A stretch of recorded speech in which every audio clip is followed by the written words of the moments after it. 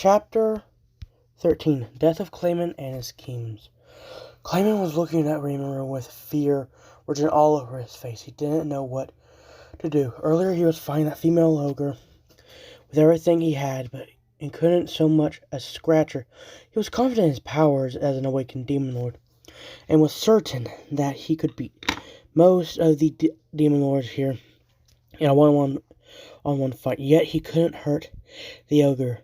Her sword cut and nullified everything he dishes out, and if the sword cuts him, his regeneration also stops responding. She was faster than him, who specialized in long-range attacks. It was no surprise that he was helpless to her. And now her master, who has somehow become a true dragon, is now standing before him. He kept an eye on his fight against Milim, and you could say that he stands no chance against him at all. He has sealed all means of escape. Judging from the look on his face, he doesn't plan to finish him off with just one strike. He probably wants to suffer humiliation before killing him. There is an absolute monster. There's absolutely nothing he can do against this monster. The other demon lords had a shocked expression with the way the fight they are watching progressing. Seriously, that subordinate of Rimiru is terrifyingly strong. She made Clayman look like a baby, Diana said with a sigh. Indeed she is. Her power may be smaller than Clayman, but her skills are nothing to scoff at. She outclassed Clayman in skills and utility, Dragol said. She is strong, yeah, but I'm more interested in the relationship of Rimiru and Milim. Seems that they are lovers, Leon said. Guy sighed. Great, just great. More annoying headaches for me. Don't say that, Guy. I'm quite happy to see my niece finally found someone to take care of her. I knew that Rimiru will be special from the moment I met him, Valderard said to Guy. Either way, this fight is over. Clayman is finished, Valentine said. Milim, to think that she would find a lover before me. If only I had my true form back. Then I wouldn't be worried because I'm beautiful. Now, though, she is going to brag and make fun of me for my single life. To my face. This is not going to be fun at all. This is not good at all, Ramses said to herself. Guy, who was beside her, heard what she said and decided to ignore her. If he got involved, it would only cause more problems for him. Rimiru stood in front of Clayman and was about to attack when Ranga contacted him as my master. What is it, Ranga? Rimiru answered. I have run into a problem that will require your presence, Ranga said. What is it? Is that fox too strong for you? Rimiru asked, confused. No, my lord, but I don't know how to proceed, Ranga said. I am coming, Rimiru thought, and then turned to Shinon. Shinon, make sure that Clayman does not move from that spot until I return. Shinon nodded before she could move. Clayman raised his hand in the air and released a purple mist from it. Immediately, the fox that was with Ranga rushed to Clayman and stood by his side. Ranga came to Rimiru's side and bowed. Forgive me, master, I do not know what to do. Rimiru looked at him and wondered what he was talking about. Answer that it seems that Clayman is using binding magic to bind that baby fox to do as he wished against her will. I see Clayman is forcing her to do his wishes, and that is why Ranga didn't want to attack her. Correct. After analyzing everyone in the room, the same type of magic has been detected in the individual known as Demon Lord Frey. Rimiru was shocked. That would explain why Frey is helping Clayman. Does that mean he is controlling her? He's controlling her will? No. The magic that is used on Demon Lord Frey is no soul-binding magic. This allows Clayman to have the power to kill Demon Lord Frey with a thought if he chooses, regardless of the distance. Rimiru got angry after hearing that. Seal, can you cancel the spell? It has been cancelled, my lord. Wait, that quickly? Wow, Seal, you worked fast, huh? Rimiru thought with a smile. Of course, master. I live only to see my beloved master's wishes fulfilled. I'm counting on you. You and all our future battle seal, Rimiru thought before Ranga. He looked at Ranga, who was still had his head bowed. Rimiru touched Ranga's head, which made him look up at him. Don't worry about anything. Leave the rest to me. I will save her and free her from Clayman's curse. Go and stay with Shinon until I am done. Yes, master, as you wish, Ranga said happily. Ran off to Shinon's side and stood. Rimiru then faced Clayman with an unreadable expression. Clayman needed a distraction, which is why he summoned his fox. If the fox could buy him some time, he could use that time to try and break the barrier surrounding them with his full strength. Before he could order the fox to engage, Rimiru appeared in front of him and kicked him in the face with enough force to send him crashing into the wall of the barrier. Rimiru now stood next to the fox and looked at it. The fox had a terrified look on its face when its eyes met that of Rimiru. Rimiru placed his hand on its head and immediately the binding that Clayman was using to bind her movements and actions disappeared. The fox shrunk down to its child form and fell unconscious on the floor. Rimiru picked it up and walked back to Shinon and Ranga before giving Shinon the fox. Look after her, was all he said before returning to where Clayman was. I will, Lord Rimiru. Shinon responded, watching Rimiru leave. Rimiru approached Clayman, who was still rolling on the floor in agony from his kick. That was to be expected, because he used thought acceleration on Clayman when he kicked him. The kick may have happened in seconds, but Clayman is feeling that kick for many years in his mind. This is all thanks to Rimiru's thought acceleration. Rimiru looked at the still agonizing Clayman with a cold look. I really want to kill you so bad right now, but even I know all the evil schemes you are planning could not have been planned by you alone. So tell me, Clayman, who are you working with? Clayman weakly stood up from the floor where Rimiru canceled a thought acceleration placed on him. He looked at Rimiru with anger. You lowly slime, how dare you do that? He didn't finish because Rimiru cut off his left arm with his sword with such speed that only the highest demon lords like Guy and Milim could see. Clayman shouted in agony at the loss of his arm. The pain was intensified by thought acceleration, making it worse than hell for him.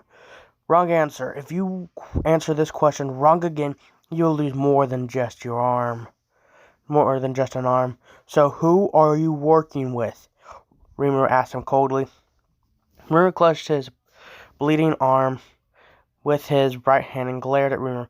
Even if I die, betraying my comrades is the last thing I will do.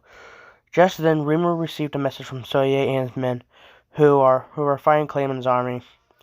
Rimiru looked disgusted from what he saw in his mind.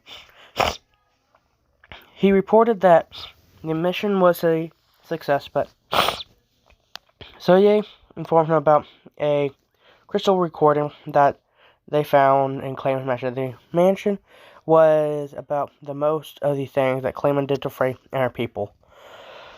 Rimiru looked at Clayman with a newfound rage. You disgusting freak! So this is what you've been doing to Demon Lord Frey. I can't believe that a freak like you exists. Not only are you working with those clowns, but you did all those unspeakable things to Demon Lord Frey. Clayman looked shocked. How did you know that? My men told me just now. After defeating all your men, they didn't think. Did you really think that you could get away with all that you have done? And for your information, I have broken the spell that you used on Frey. She's no longer your puppet, and I have severed your link with the spell that you placed on her city. Clayman, you are finished, Rimiru said to him, while standing straight and placing his sword on his shoulders, displaying his aura for all to see. Frey began to cry after hearing Rimiru said, after so many years of pain and agony, she is finally free. This man has appeared and broke the shackles that bind her and her people. Words cannot express how happy she is at the moment. The other demon lords looked at her with an understanding. They weren't idiots except for me and Ramses.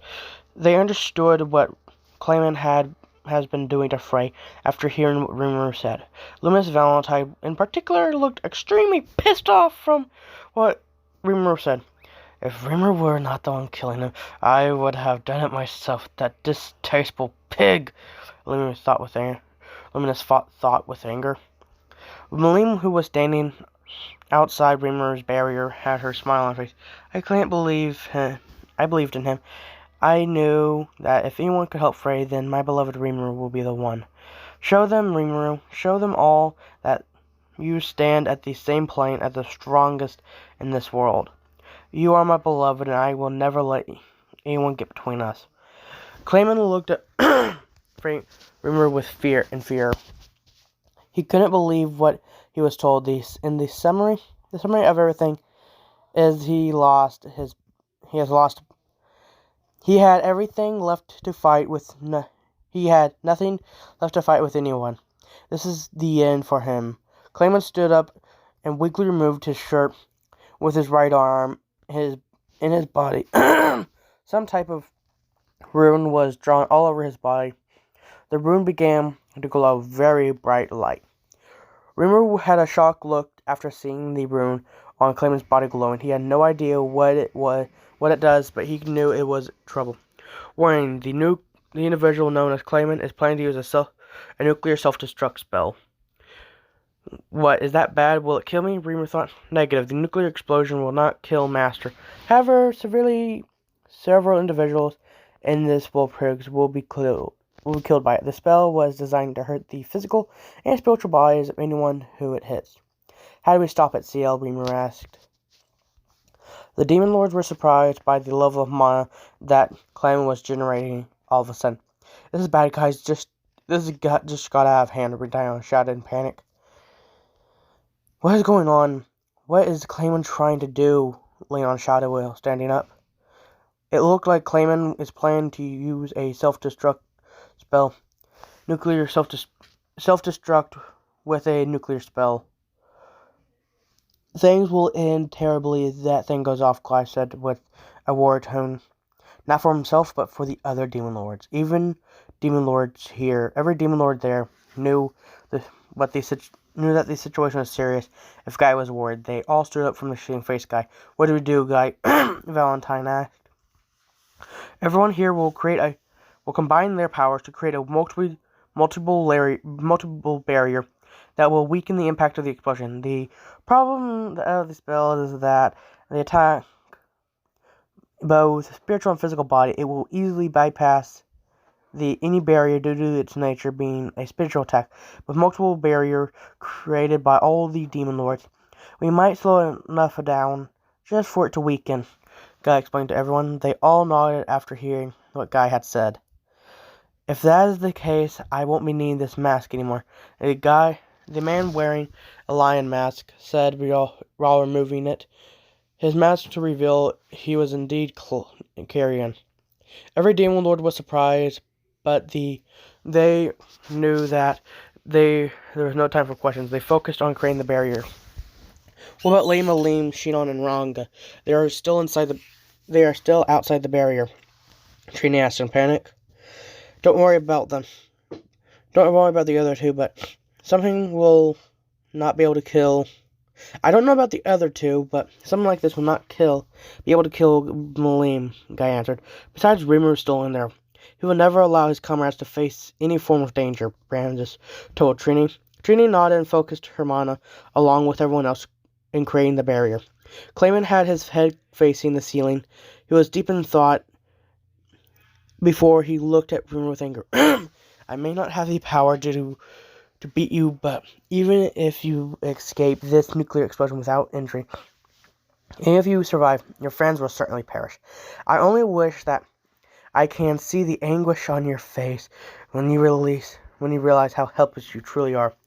It seems that you were right, Lord Plis. I really got carried away with my new powers. None of this would have happened if I planned things out well. Cameron thought to himself, Forgive me, Lord Karazam. Clayman shouted in a loud voice before the light from the room expanded and consumed him. Don't get ahead of yourself, Clayman. I'm still standing, you know, Rimiru said to him in anger. Activate the ultimate skill, Beelzebub? Yes, no, yes. And that was all it took for Beelzebub to consume everything. Clayman's nuclear skill was impressive, but nothing can escape the quenching hunger of Beelzebub. It consumed Clayman along with the nuclear strike and isolated it into Rimiru's imaginary space, where Serial began to convert it into power. After Rimiru consumed the explosion, everyone became quiet. Rimiru turned to everyone who was watching him with a shocked look in their face. He could understand why they were looking at him like that. After all, he just ate an attack that was powerful enough to blow up a continent like it was nothing. Before he could move, Milim tackled him in a hug, which pushed them both to the ground. Both of them were lying on the ground, hugging each other. I was worried for you for a moment, you know, Milim whispered to him. Rima smiled. Sorry for worrying you, Milim. I promised to make it up to you. Yeah, I plan to make you pay for worrying me like this, but for now, I'm happy this is finally over, Milim said to him. Rima released from her hug and helped her up. He gazed at her eyes and smiled. After we go home, let's go on a date together, just the two of us. Milim blushed hard after hearing that. And after what Rimiru said, with a huge smile made its way onto her lips, and I would like that a lot. Rimiru smiled back and closed the distance between them, and a kiss Rimiru returned, and which Milim returned. They both kept kissing, not minding the other demon lords, all the awkward looks in their faces while watching the two of them kiss each other. That's all for today's video. Don't forget to subscribe today to become one of my domestic listeners. Goodbye and peace out, everyone.